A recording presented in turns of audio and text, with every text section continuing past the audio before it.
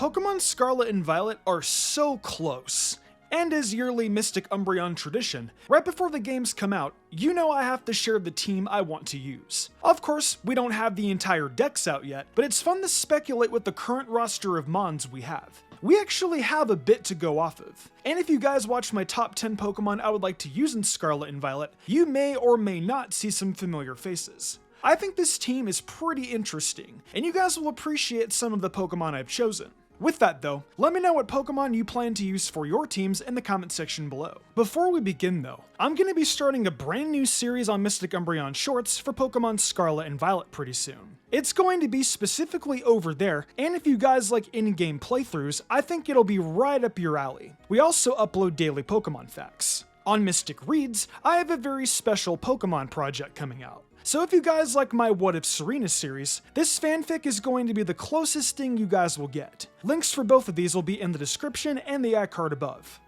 I ran a community poll to see which starter Pokemon you guys were going to be choosing, and Fuecoco was the one you guys wanted the most. I can see why. It's a cute little fire croc that has the potential to evolve into something utterly badass. I personally like all of the Paldean starters. To be honest, this is the first time in a long time where I like all three of them. Kalos came very close, but then we got Delphox. I hope all these evolutions will look fantastic, but the one I'm hoping for the most is most definitely Sprigatito. I said it on day one and I'll say it again. This cute kitty is adorable and I'm gonna be picking it. That decision still holds true, and I actually have a pretty long track record of choosing the grass types in Pokemon. It's going to be 6 out of the 9 games in which I chose the grass starter. Obviously, Gen 4, I chose Chimchar. Gen 6, Froakie, and Gen 7, I chose Popplio, which is adorable by the way. With Sprigatito though, I just hope the evolution looks good. Pokemon has a history where the grass type isn't usually the best choice for an in-game playthrough, but for my first playthrough, it doesn't really matter.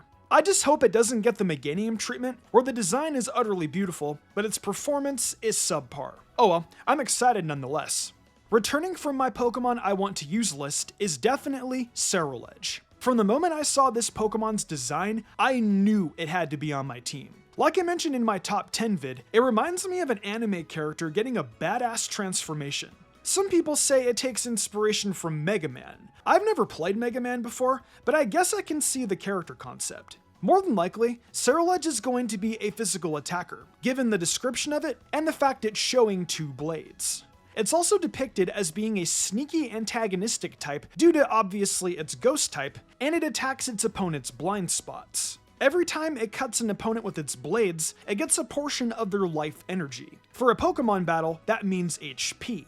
But on the literal end, that sounds like Ceruledge kills Pokemon. I honestly can't wait to see the dex entries, because this isn't going to be the first time a Pokemon has some gruesome dex entries and some things wind up being dead, especially on the ghost type of things. Other than that, I hope it at least has early accessibility. I don't want to be like 6 badges in and then I get to use it. That would be a bummer. As it stands now though, Ceruledge will be a permanent member on my final team when I create that in the coming weeks. At number 3 is actually a brand spanking new Pokemon that was revealed this morning as I am writing this on November 6th. Gimmighoul is adorable as heck. In the little trailer that came out for it, it's seen as a false treasure chest. This concept has been done in video games before, and when the player finds the chest, they get attacked, as like some kind of imposter. Gimmighoul being a ghost type does this concept super well. And, well, the design is honestly perfect for the role. It's super tiny too, and carries some very mysterious coins. I wonder if those coins have any significant value. The lore in Paldea is looking very juicy at the moment, and that's honestly one of the reasons why I'm picking Gimmighoul for my team. That, and it looks interesting. I'm dying to know what this little guy's role is going to be in competitive, and what the stat distribution is going to look like. It's seen using Shadow Ball, so maybe it's like some special attacking ghost tank. Either way, I want it, and I hope to find this little guy running around the region in the most obscure places, tricking trainers and causing havoc. In my top 10, I mentioned I wanted to use Gardevoir if I couldn't decide on a brand new Pokemon to use. I actually take that statement back, and if I can't find any new solid fairy type designs, I'll be going with Azumarill instead. I've praised the Azumarill quite a few times in the past, and not only is it cute by design, but it also has a solid ability, along with great water and fairy stab attacks to use from the get-go. In its Sword and Shield level up set, it gets Aqua Tail at level 21 and Play Rough at level 25. Those are two 90 base power moves a few levels after evolution.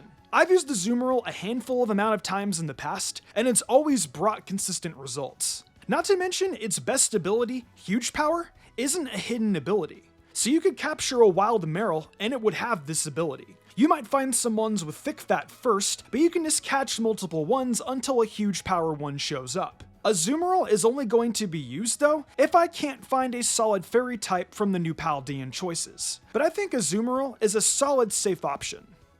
To the surprise of no one, my favorite fire-flying base 70 bird Oricorio will be joining my team. I have talked about it for months now, and I decided that it's still going to be a staple for this team. Oricorio Bile form matches Paldea very well, and I want to see some stellar flamenco dancing from this superstar. I hope we have a dancing type fire gym leader, and Oricorio just dances with them. I better see Oricorio flying across Paldea. We aren't getting an evolution for it, but I will still use this bird.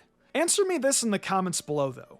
Are any of you actually using Oricorio? Give me a hashtag Oricorio in the comments below if you actually plan to. With all you Fuecoco pickers out there though, I don't think there's going to be a lot.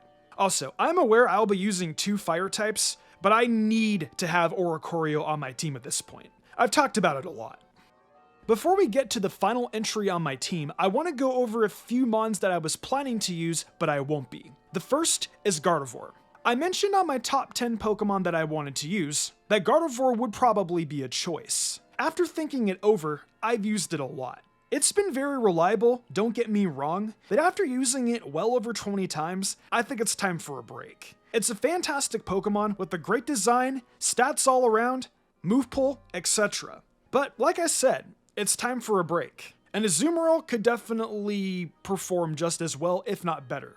I'm sure Guardy will somehow magically find its way onto a video for Scarlet and Violet though. It always seems to creep up. A few weeks ago on my top 10 Pokemon I don't want to use in Scarlet and Violet, I mentioned I wouldn't be using evolutions this go around. I still stand by this statement. As much as I love these 525 base stat total beauties, I've used one in every single gen so far, aside from Generation 3 Ruby and Sapphire and Generation 5 Black and White. But that was just simply because they weren't available to use in those games to begin with. I've used all of them plenty of times, and I actually recently played through Pokemon Blue again where I used Vaporeon on my team. Another previous time I used Espeon, and I've used Umbreon on and off too many times to count. The only one that I would halfway consider using would more than likely be Sylveon because it's a fairy type. Even then though, I used a shiny one on my playthrough of Ultra Moon, so it really hasn't been that long since I've used that either. I don't deny the evolutions are cute and great,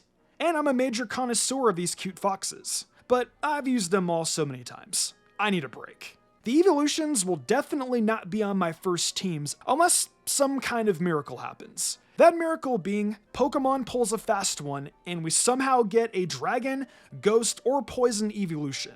But at this point in time, even though I don't follow leaks, I would have heard about it one way or another. It's just not happening. I mean, it should, but I don't make those decisions at the end of the day. As a Johto fan, this evolution made me ecstatic and super excited to use it on my team.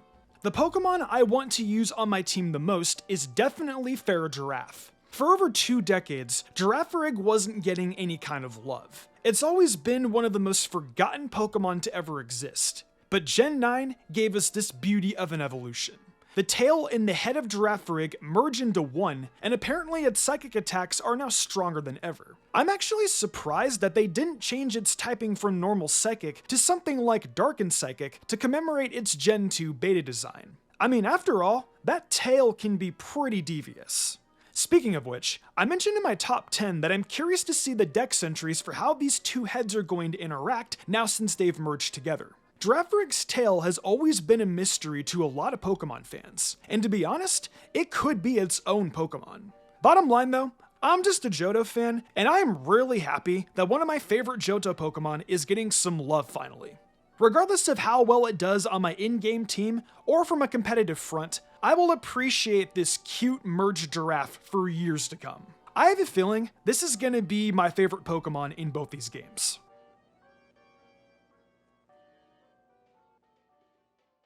Well, that concludes my rough draft team for Pokemon Scarlet and Violet I want to use. Of course, this isn't the final team because we don't have the full decks yet, but this is a pretty good rough draft of some mons that I will be 100% using. After the games come out though, I will be doing a final team for both games. So we will see how this rough draft team compares to the final ones. With the Pokemon we have revealed to us so far though, what team do you plan on using for Scarlet and Violet? Share them with me in the comments below. Hey, it's the outro. Isn't that exciting? Thank you for enjoying another MysticUmbreon video. We're getting ready to enter the fall, and the final stretch of hype for Scarlet and Violet is here. The excitement for Pokemon's 9th generation is at its peak, and I couldn't be more excited. We've still got plenty to cover before then though, so keep yourselves locked in. If you're interested in more Mystic content, check out my TikTok and MysticUmbreon Shorts channel. If we get the 10k followers on TikTok, and we're super close, I'll be doing a viewer's choice video. Also, if you're into fanfictions and what ifs, check out Mystic Reads. I offer a ton of creative spoken word content on there, so come and join me. That's all for now. Make sure you subscribe for more fantastic content, and I'll see you next time.